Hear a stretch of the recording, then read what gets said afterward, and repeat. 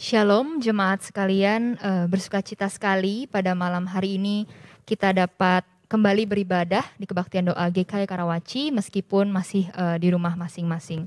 Yang terutama di tengah situasi pandemi yang saya yakin tidak mudah untuk kita semua. Namun mari kita terus meletakkan kekhawatiran kita hanya kepada Tuhan kita, biar kita terus boleh percaya bahwa dalam kondisi apapun, lingkungan kita seperti apapun, Allah kita adalah Allah yang setia. Maka dari itu saya ingin mengajak kita untuk menaikkan sebuah pujian Allah setia.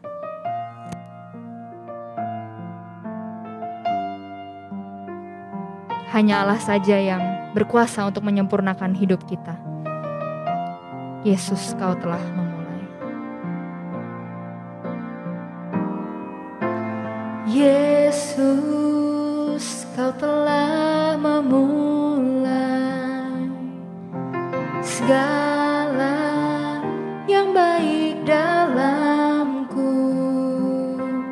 Engkau menjadikanku serupa gambaran-Mu dan berharga di mata-Mu.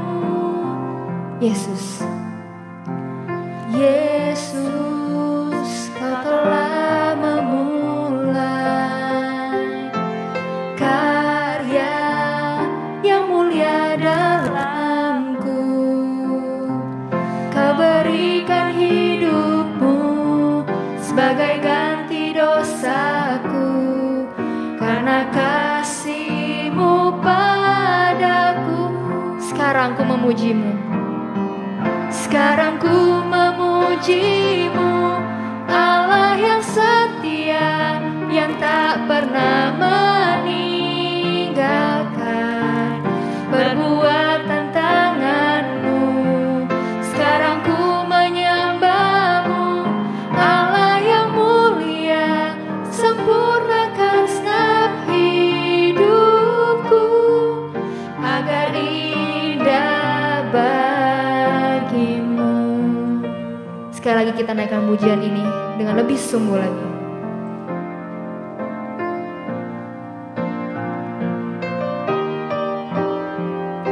Yesus, Kau telah memulai. Yesus, Kau telah memulai segala yang baik dalamku. Engkau menjadikanku serupa gambaran-Mu dan berharga di mata-Mu. Yesus, Kau telah memulai karya yang mulia dalamku. Kau berikan hidup-Mu sebagai ganti dosaku, karena kasih-Mu padaku. Sekarang ku memuji-Mu, sekarang ku memuji-Mu, Allah yang setia, yang tak pernah meninggalkan perbuatan tangan-Mu.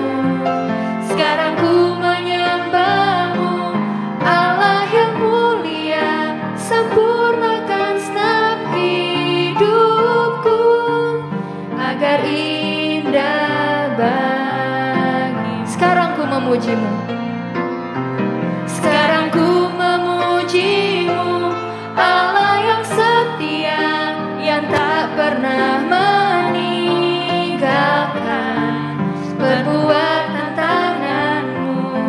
Sekarang ku menyembah-Mu, Allah yang mulia, sempurnakan segenap hidupku agar indah bagi-Mu. Mari jemaat sekalian, kita tundukkan kepala, kita berdoa. Bapa di surga, kami hanya bisa mengucap syukur atas penyertaan Tuhan setiap harinya dalam kehidupan kami. Atas anugerah yang Engkau berikan bahwa kami sampai saat ini masih boleh berelasi dengan Engkau. Kami siap Bapa untuk malam ini ingin bersekutu dengan Engkau. Engkau saja yang berkuasa untuk membuka hati kami, kuatkan iman kami, dan kami siap Bapa untuk berelasi dengan Engkau. Hanya di dalam nama Tuhan Yesus Kristus kami berdoa dan mengucap syukur. Amin. Dalam situasi apapun harusnya tidak bisa menghentikan kita untuk menyembah dan terus bersekutu dengan Allah kita.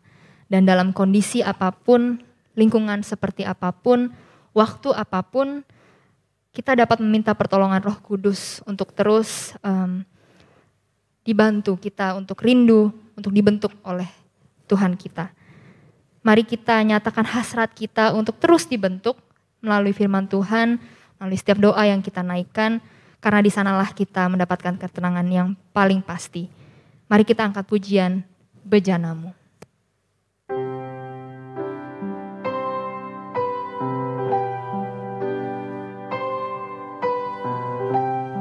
Kekuatan dan ketenangan hanya ada di hadirat-Mu saja ya Bapa. Kekuatan di jiwaku, ketenangan di batinku, ada dalam hadirat-Mu, ku menyembah-Mu. Tersungkurku di kaki, tersungkurku di kaki-Mu. Rasakan hadirat-Mu, takkan ku melepaskan-Mu, Kau cahaya bagiku. Mengiring-Mu seumur hidupku, masuk dalam rencana-Mu Bapa. Pikiranku, kehendakku, ku serahkan padamu.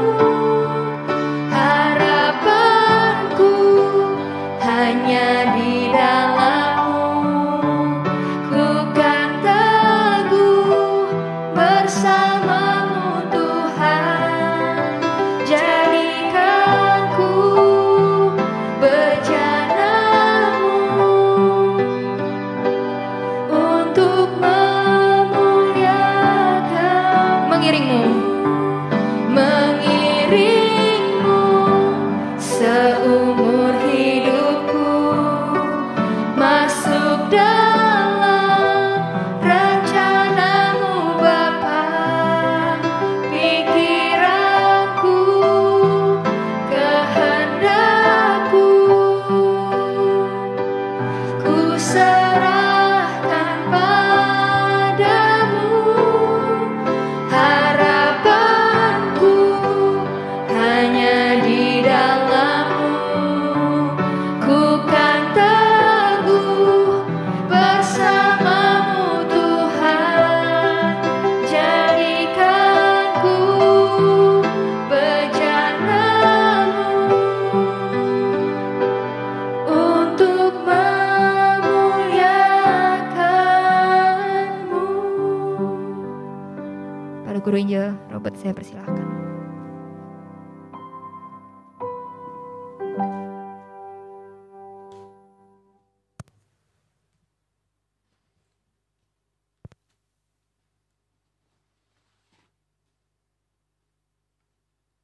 Saudara-saudara, pada malam hari ini kita sama-sama tundukkan kepala kita berdoa sebelum kita mendengarkan firman Tuhan.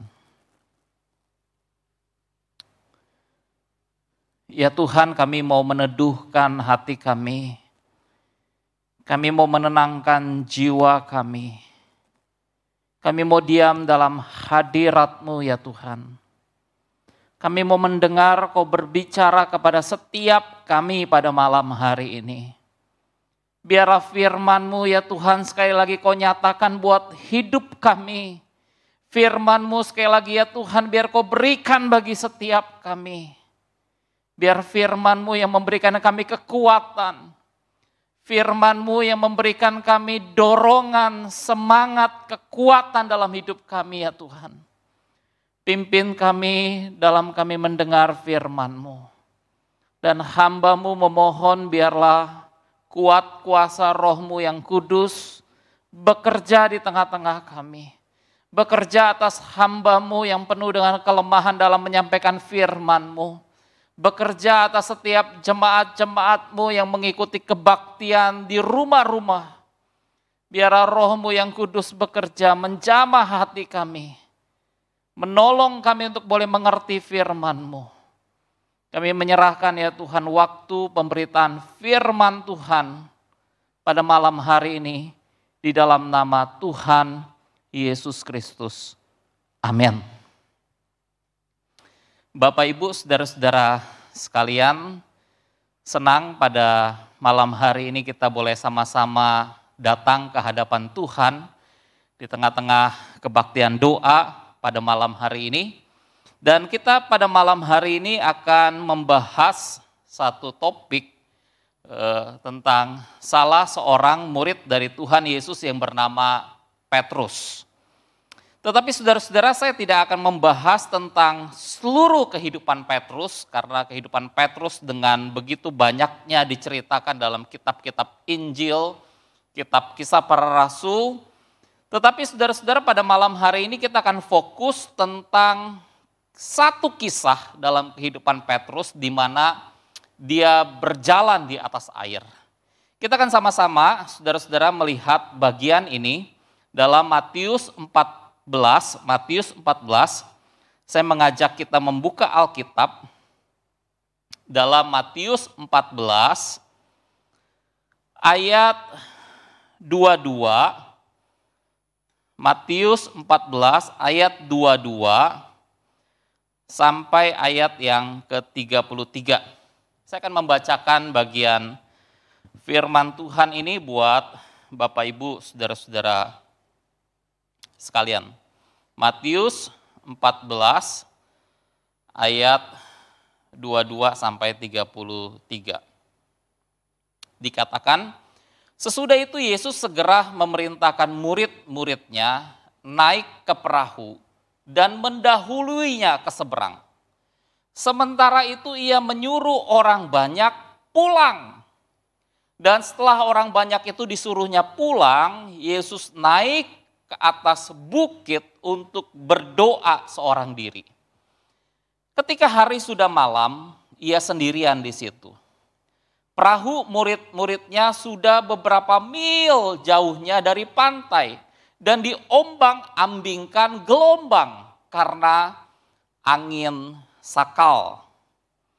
Kira-kira jam 3 malam datanglah Yesus kepada mereka berjalan di atas air.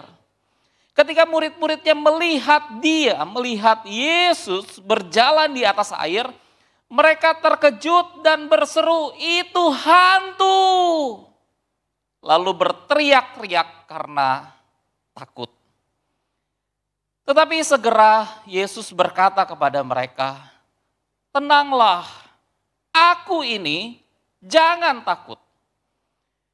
Lalu Petrus berseru dan menjawab dia, "Tuhan, apabila Engkau itu, suruhlah aku datang kepadamu berjalan di atas air." Kata Yesus, "Datanglah." Maka Petrus turun dari perahu dan berjalan di atas air mendapatkan Yesus.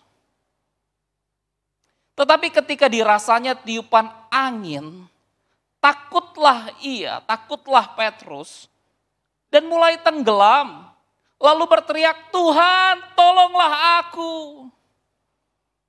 Segera Yesus mengulurkan tangannya, memegang dia dan berkata, "Hai orang yang kurang percaya, mengapa engkau bimbang?"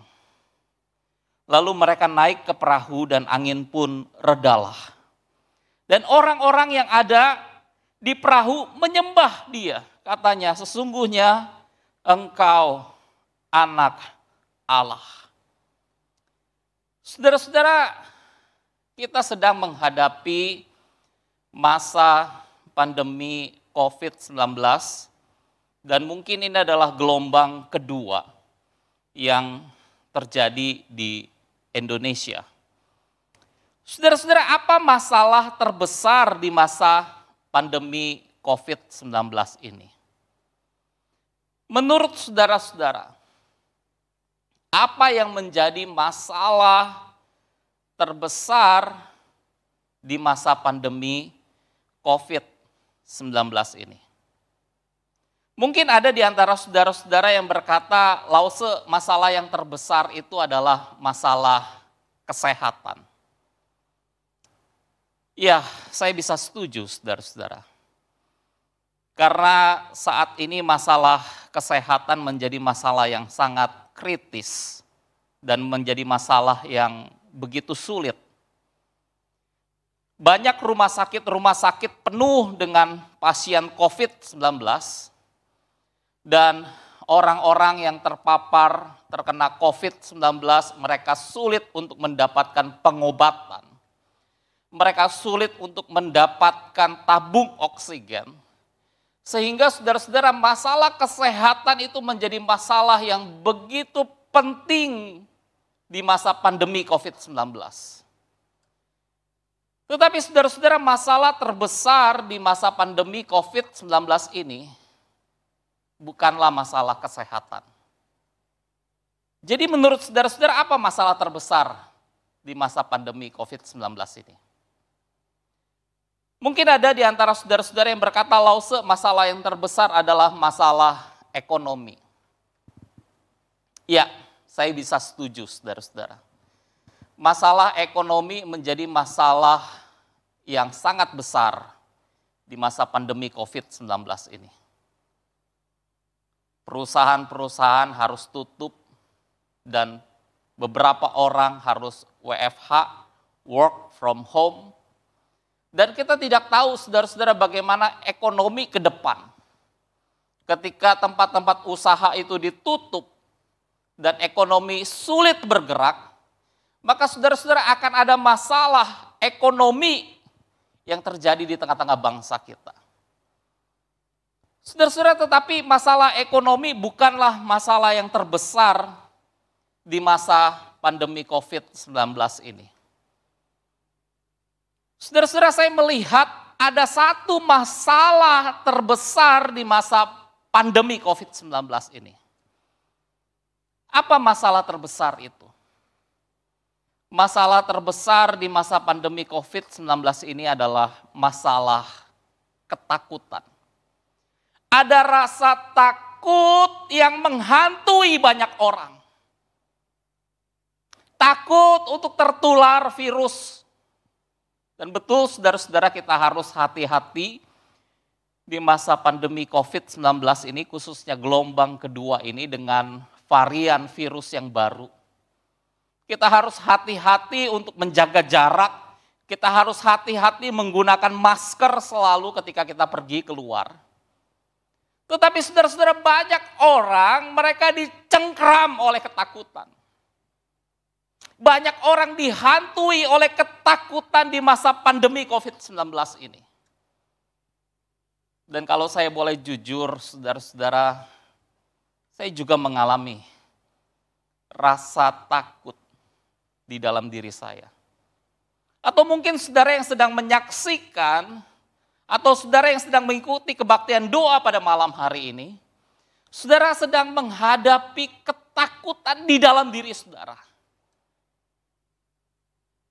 Dan kita akan sama-sama saudara-saudara pada malam hari ini belajar dari kisah Petrus dan para murid Tuhan Yesus yang juga mereka mengalami rasa takut. Dalam Matius 14 ayat 22 sampai 33. Di sana saudara-saudara diceritakan bahwa Petrus bersama dengan para murid Tuhan Yesus, mereka sedang menghadapi atau sedang mengalami ketakutan. Dan kita coba melihat apa yang menyebabkan para murid ini, dan termasuk Petrus di dalamnya, Kenapa mereka mengalami ketakutan? Apa yang menyebabkan mereka mengalami ketakutan? Yang pertama, keadaan di tengah laut. Keadaan di tengah laut membuat mereka mengalami ketakutan. Dalam Matius 14 ayat 24 dalam Alkitab King James Version dikatakan, tetapi kapal itu sekarang berada di tengah laut, terombang-ambing oleh ombak karena anginnya berlawanan. Saudara-saudara, situasi pada waktu itu Yesus memerintahkan para murid untuk naik ke perahu dan pergi ke seberang laut Galilea. Sementara Yesus berada di Betsaida untuk berdoa sendirian di atas bukit. Jadi saudara-saudara, keadaannya pada waktu itu Yesus sedang berpisah dengan para murid. Yesus sedang tidak berada bersama dengan para murid pada waktu itu. Dan para murid pada waktu itu mereka sedang menghadapi sebuah gelombang laut. Mereka sedang menghadapi tiupan angin yang melawan perahu mereka. Mereka sedang berada di tengah laut yang terombang-ambing oleh ombak. Menghadapi angin kencang yang melawan perahu mereka. Saudara-saudara, seorang hamba Tuhan dalam tulisannya di internet dia mengatakan begini, meskipun laut Galilea sering terlihat indah dan tenang, tetapi laut Galilea juga menggambarkan tentang jurang yang dalam, tempat kegelapan dan kekacauan yang menakutkan. Badai bisa datang dengan tiba-tiba.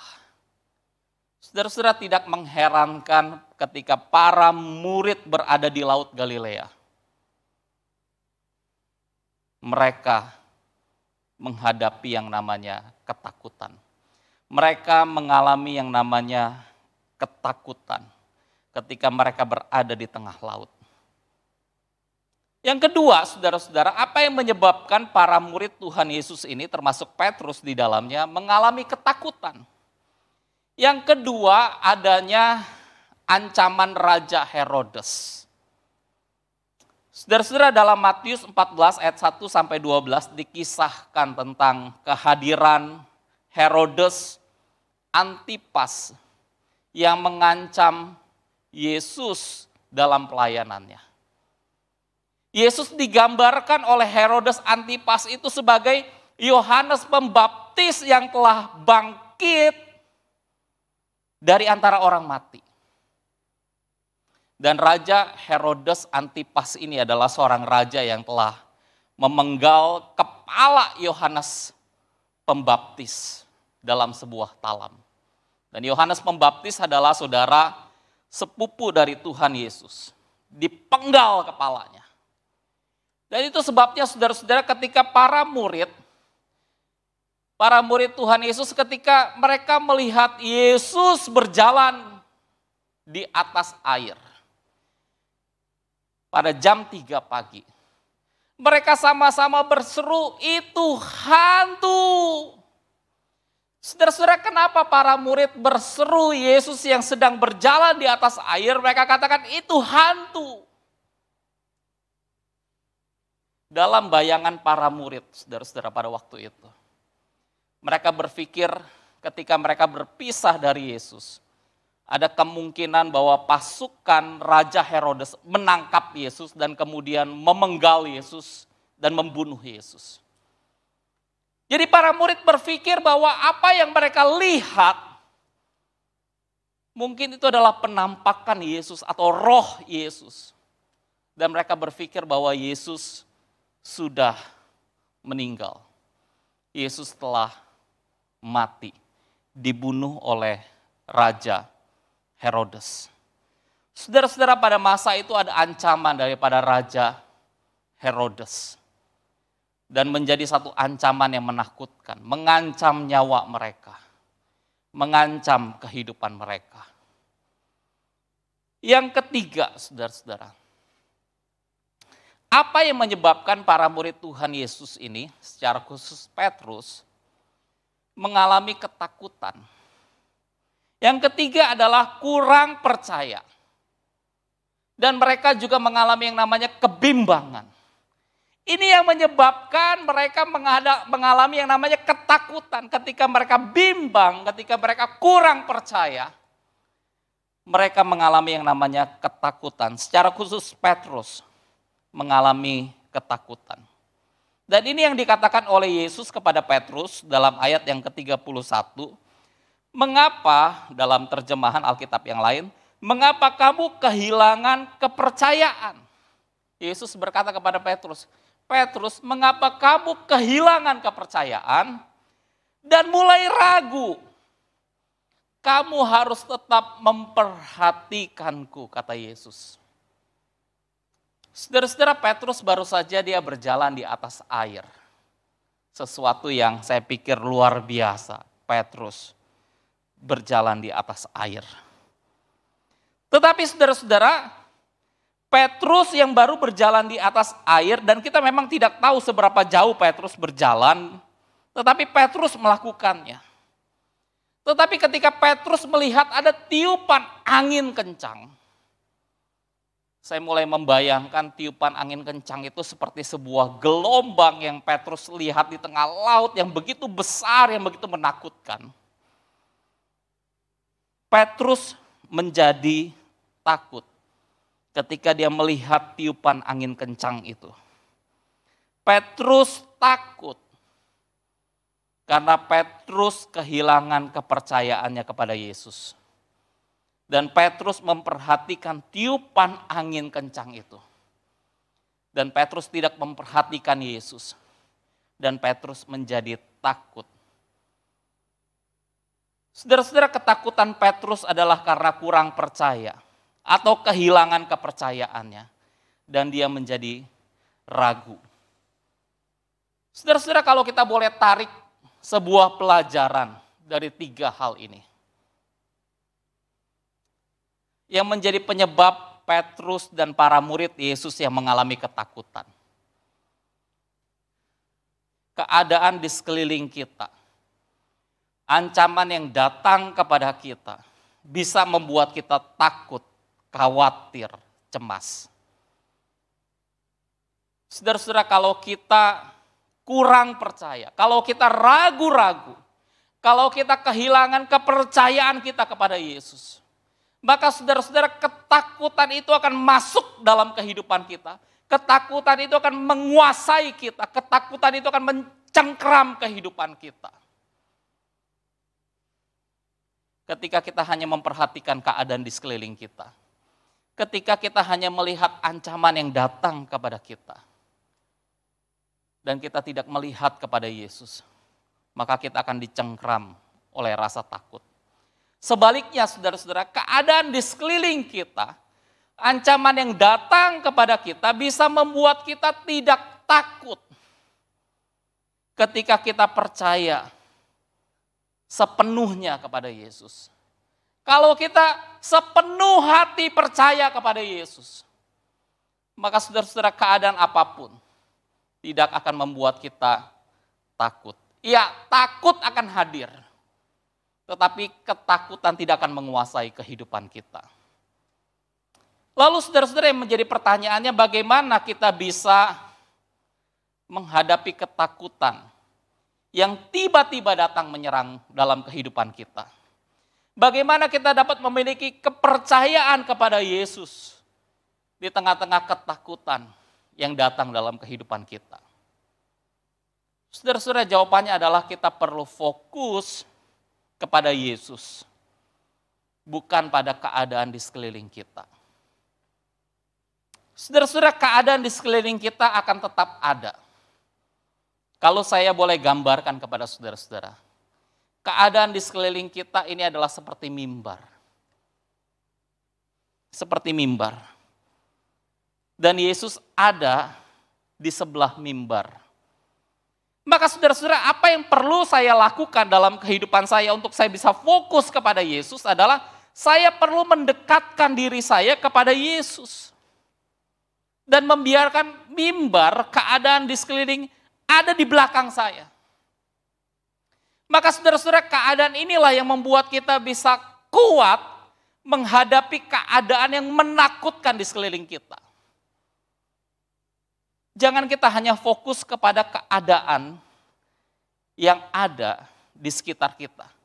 Kalau saya terus fokus melihat mimbar ini, kalau saya hanya fokus melihat keadaan di sekeliling kita, kalau kita hanya fokus melihat penyakit yang terjadi di dalam diri kita, dan kita tidak mendekat kepada Yesus, saudara-saudara, kita akan dihantui oleh ketakutan. Tapi pada waktu kita mendekat kepada Yesus, disitulah saudara-saudara kita akan mendapatkan kekuatan, mendapatkan penghiburan, mendapatkan pertolongan. Seperti Petrus ketika dia kehilangan perhatiannya kepada Yesus. Dan dia hanya memperhatikan keadaan di sekelilingnya. Angin yang bertiup kencang, gelombang lautan. Petrus menjadi takut. Tapi pada waktu Petrus memperhatikan Yesus, Petrus dapat berjalan di atas air. Saudara-saudara, berjalan di atas air adalah sesuatu yang sangat mustahil bagi manusia. Tapi Petrus melakukannya. Petrus melakukannya karena ini diperintahkan oleh Yesus.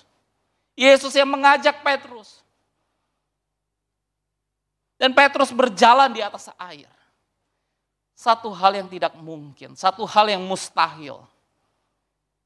Saya percaya saudara-saudara, pada waktu kita mengarahkan mata kita kepada Yesus, perhatian kita kepada Yesus, apa yang tidak mungkin menjadi mungkin. Apa yang mustahil menjadi tidak ada yang mustahil. Kita akan berjalan dalam kuasa Tuhan. Kita akan berjalan dalam pertolongan Tuhan. Ketika kita mau mengarahkan mata kita kepada Yesus. Saudara-saudara, seorang pengusaha yang bernama J.C. Penney. Dia memiliki toko swalayan yang sangat besar di Amerika Serikat. J.C. Penney ini dia memiliki sekitar 850 gerai pasar swalayan yang tersebar di berbagai negara. Dia seorang pengusaha yang cukup sukses, seorang pengusaha yang kaya.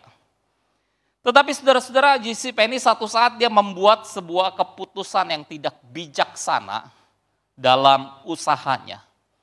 Dan kemudian dia mulai tertekan, dia mulai stres, dan kemudian dia khawatir akibatnya dia terkena satu penyakit yang disebut dengan penyakit herpes zoster. Herpes zoster. Dan kemudian dia menemui dokter dan kemudian dokter menyarankan untuk dia dirawat di rumah sakit. Dan pada waktu dia dirawat di rumah sakit, saudara-saudara, keadaannya itu semakin buruk. Dan kemudian J.C. Penney harus meminum obat penenang. Dan dia minum obat penenang itu dalam satu dosis yang cukup banyak.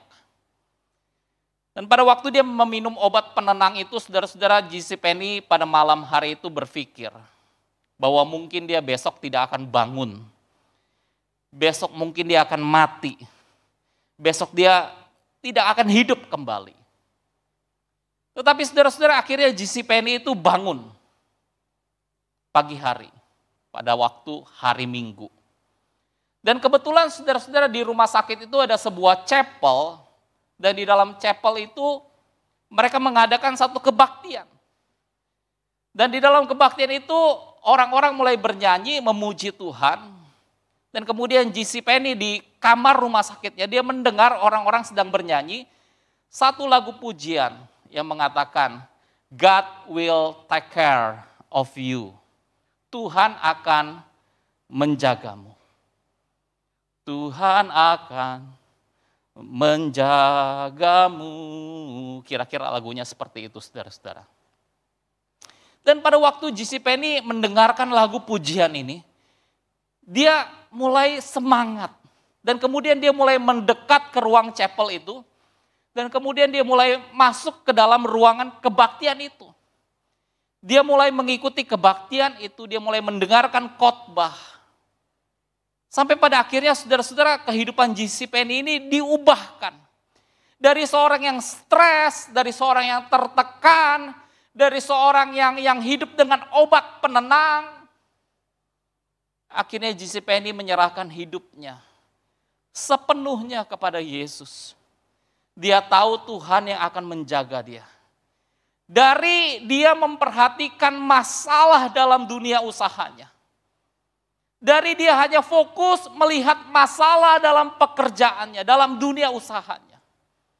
Dan kemudian dia mulai fokus kepada Tuhan. Maka saudara-saudara, pada saat itu penyakit GC Penny mulai berangsur-angsur pulih. Dan dia mulai sembuh dan dia mulai sehat kembali. Karena dia memfokuskan hidupnya kepada Yesus.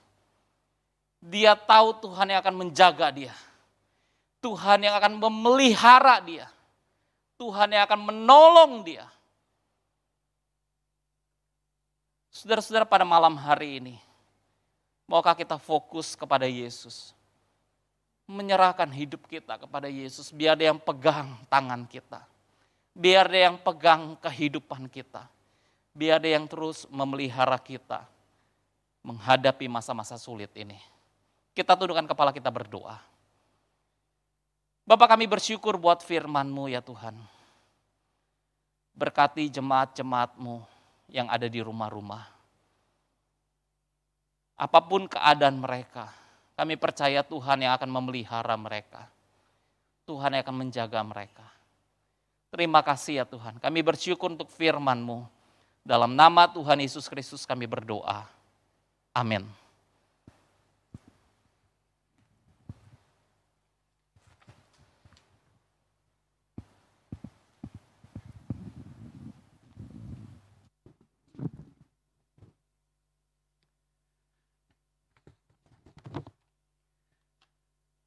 Jemaat yang kasih dalam Tuhan, ketika kita boleh belajar sebagai firman Tuhan, maka saya teringat kepada Mazmur nomor 34 ayat yang ke-18 dikatakan, apabila orang-orang benar itu berseru-seru, maka Tuhan mendengar dan melepaskan mereka dari segala kesesakannya.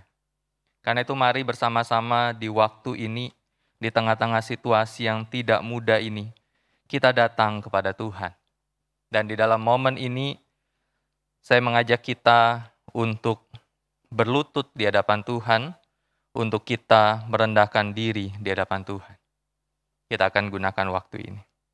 Silakan.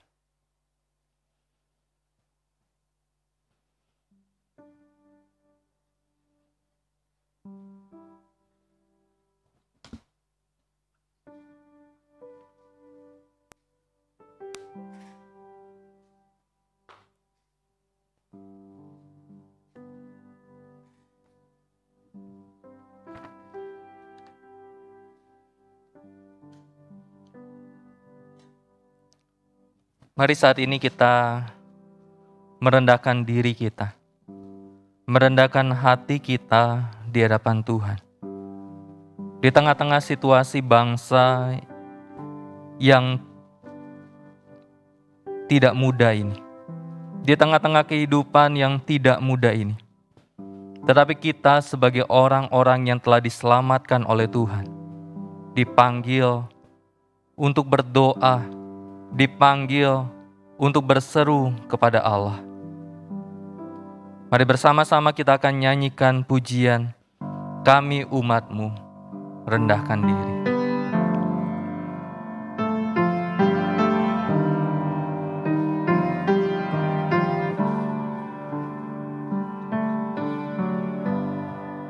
Umat-Mu, rendahkan diri, sujud dan berdoa, mencari wajah-Mu, berbalik dari jalan kami yang jahat. Oleh anugerah-Mu ampunilah.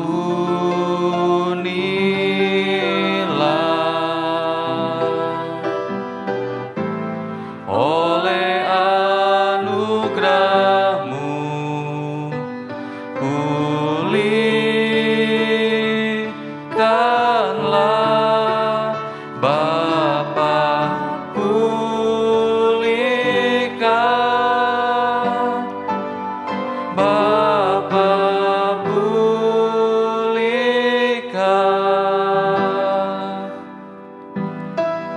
Kembalikan bangsa kami kepadamu,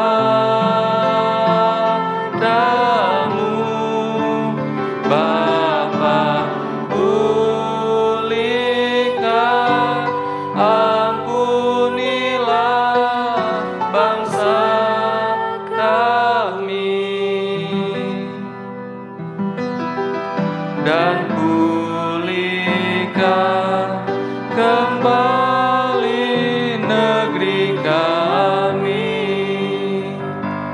Jemaat yang kasih dalam Tuhan, saya percaya setiap kita orang-orang yang lahir di negara ini, setiap kita orang-orang yang beraktivitas di negara ini, orang-orang yang merasakan apa yang terjadi di negara ini, setiap kita mengasihi negara ini, setiap kita peduli kepada negara ini.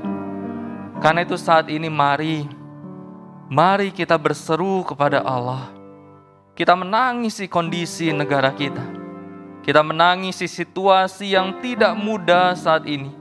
Kita berdoa untuk pemerintah kita, presiden yang begitu melakukan banyak hal untuk situasi tidak semakin bertambah parah. Kita doakan untuk setiap para pejabat-pejabat daerah. Kita doakan biarlah Tuhan memberikan mereka hikmat di dalam segala hal yang mereka lakukan. Mari bersama-sama kita berdoa. Bapa, kami menangisi negara ini. Kami berseru di hadapan-Mu untuk negara ini, ya Allah. Negara Kesatuan Republik Indonesia. Negara yang telah Engkau berikan kemerdekaan. Negara yang Engkau izinkan mengalami pandemi 1 tahun lebih yang lalu. Dan kami tidak tahu sampai kapan pandemi itu akan selesai. Tetapi Tuhan, saat ini kami berdoa untuk para pemimpin negara kami. Bapa, kami berdoa kiranya Engkau sendiri yang menolong, memberikan hikmat, memberikan penyertaan, memberikan pertolongan, memberikan setiap kebijakan-kebijakan yang diambil, baik oleh presiden, baik oleh para gubernur, wali kota, bupati, di dalam semua tindakan mereka untuk mengatasi pandemi ini. Bapa, biarlah belas kasihan Tuhan dan takut akan Tuhan menjadi bagian di dalam setiap keputusan yang mereka ambil. Bapa, kasihanilah negara kami. Kasihanilah negara kami. Kami umat-Mu merendahkan diri.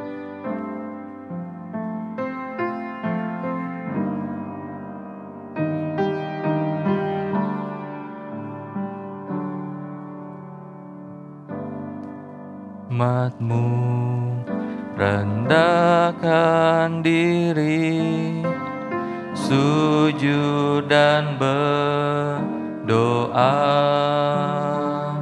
mencari wajah-Mu, berbalik dari jalan kami yang jahat.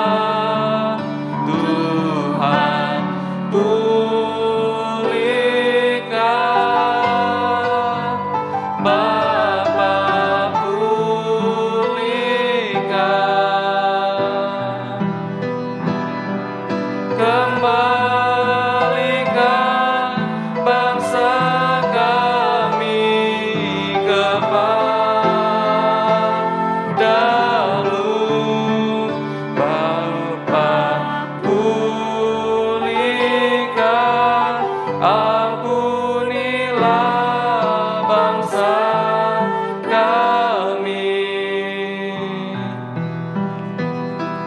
dan pulihkan kembali negeri kami. Terima kasih dalam Tuhan, mari kita berdoa menyerahkan untuk setiap tenaga medis. 1 tahun lebih pandemi ini dan tidak tahu sampai kapan selesai dengan varian COVID yang baru. Kita berdoa menyerahkan untuk tenaga medis yang masih terus bekerja, masih terus melayani di tengah-tengah keletihan mereka. Ada tenaga medis yang sudah gugur, ada tenaga medis yang mulai kelelahan. Tetapi biarlah Tuhan yang memberikan mereka kekuatan di dalam mereka mengatur setiap pasien-pasien yang dirawat. Jumlah pasien yang begitu meningkat dan terkadang rumah sakit begitu penuh dan tidak bisa menampung pasien lagi. Kita berdoa. Kita berdoa.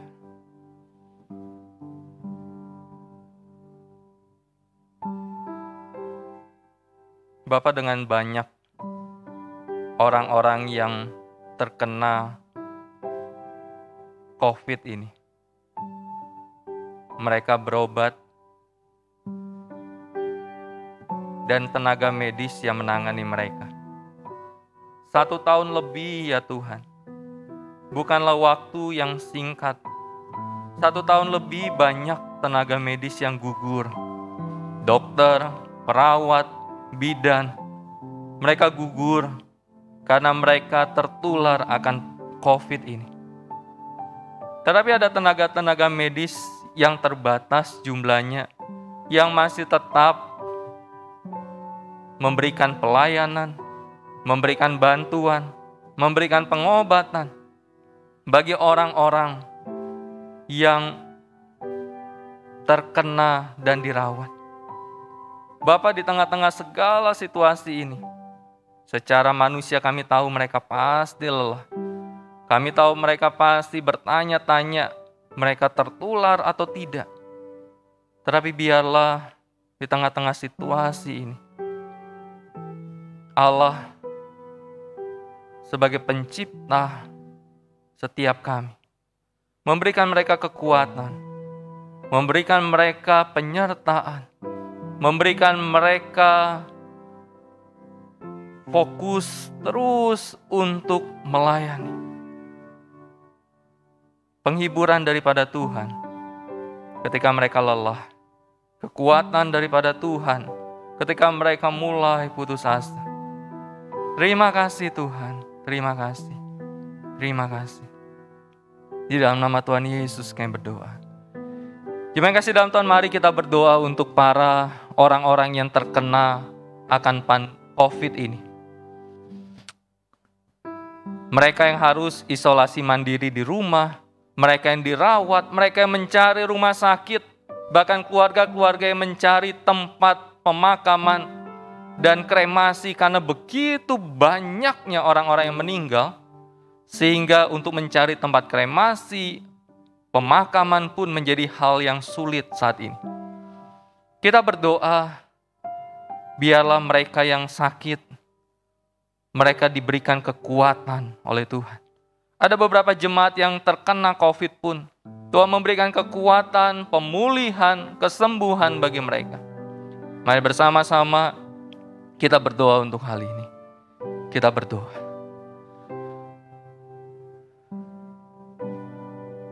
Bapak, ketika kami masih diizinkan untuk tidak terkena, tetapi kami teringat untuk orang-orang yang terkena COVID ini. Mereka yang harus isolasi mandiri, mereka yang harus dirawat di rumah sakit, mereka yang harus mencari rumah sakit karena rumah sakit begitu penuh dan tidak bisa menampung lagi pasien COVID. Keluarga-keluarga yang harus kehilangan anggota keluarga mereka dan harus mencari tempat kremasi atau pemakaman. Bapak, di tengah-tengah yang situasi yang tidak mudah ini,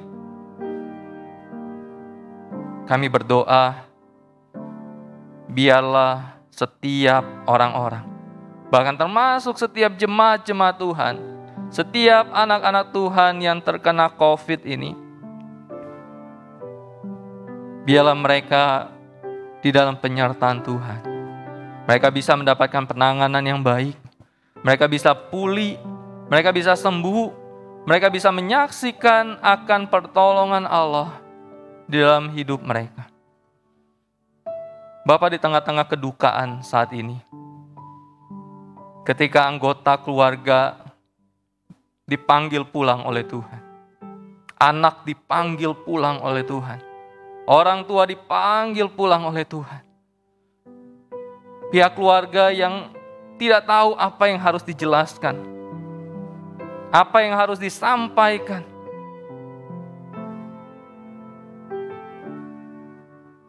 Di tengah-tengah situasi duka yang dialami oleh mereka. Bapa, biarlah penghiburan daripada Allah, hikmat daripada Tuhan, untuk mereka memperkatakan berita duka ini.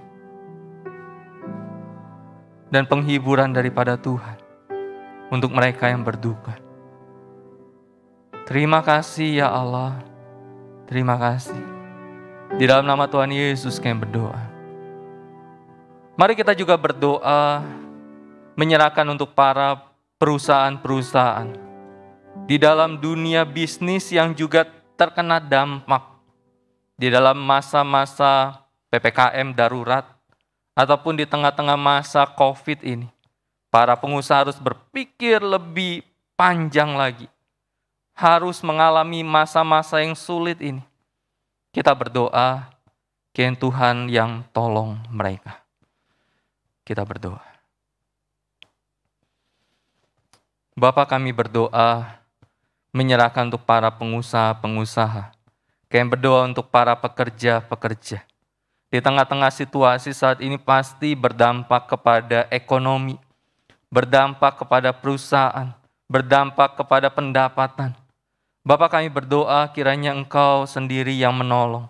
Mungkin mereka mendapatkan dampak yang tidak mudah, dampak yang sulit, pemasukan yang berkurang, transaksi usaha yang juga berkurang. Tetapi kami berdoa, kiranya para pengusaha, para pekerja, ketika mereka masih bisa mengoperasikan akan usaha mereka, memaksimalkan apa yang ada. Biar di sana pun Tuhan yang tolong. Terima kasih Tuhan. Terima kasih. Terima kasih. Dalam nama Tuhan Yesus kami berdoa. Mari yang terakhir kita berdoa untuk pergumulan kita di hadapan Tuhan. Kita berdoa.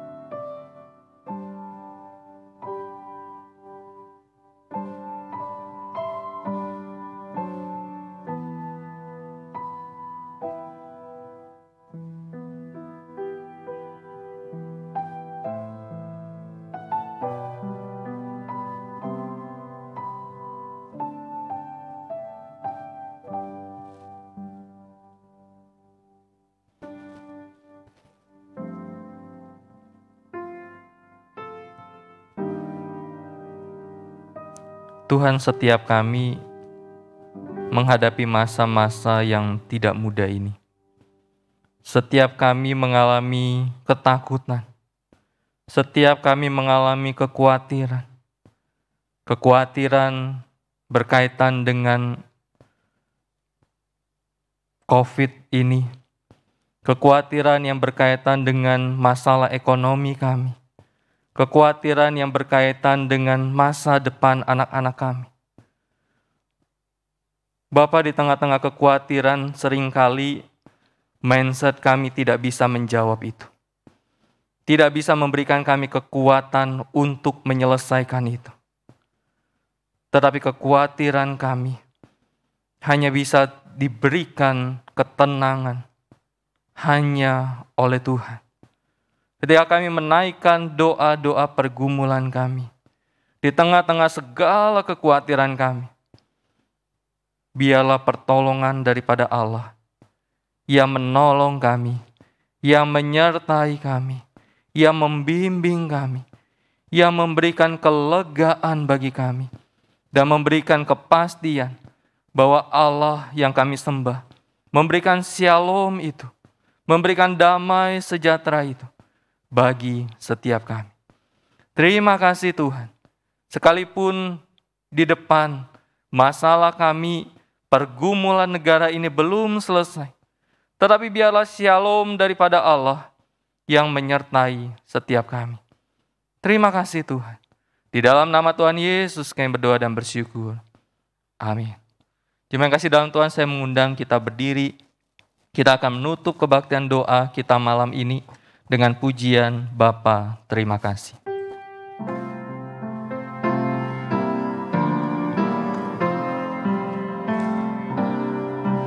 Bapa terima kasih, Bapa terima kasih, Bapa di dalam surga, puji terima kasih. Amin. Tuhan, terima kasih untuk kebaktian doa malam ini. Biarlah perjalanan hidup kami ke depan adalah perjalanan hidup yang senantiasa bersandar kepada Allah, meyakini akan pertolongan Tuhan. Sehingga apapun situasi hidup kami percaya Tuhan tidak pernah meninggalkan kami. Dan biarlah Allah Bapa, Allah Putra dan Allah Roh Kudus, Allah Tritunggal, yang menyertai kami senantiasa, mulai saat ini hingga Maranatha, Tuhan Yesus datang kembali. Amin. Kebaktian doa kita selesai, Tuhan Yesus memberkati kita. Amin.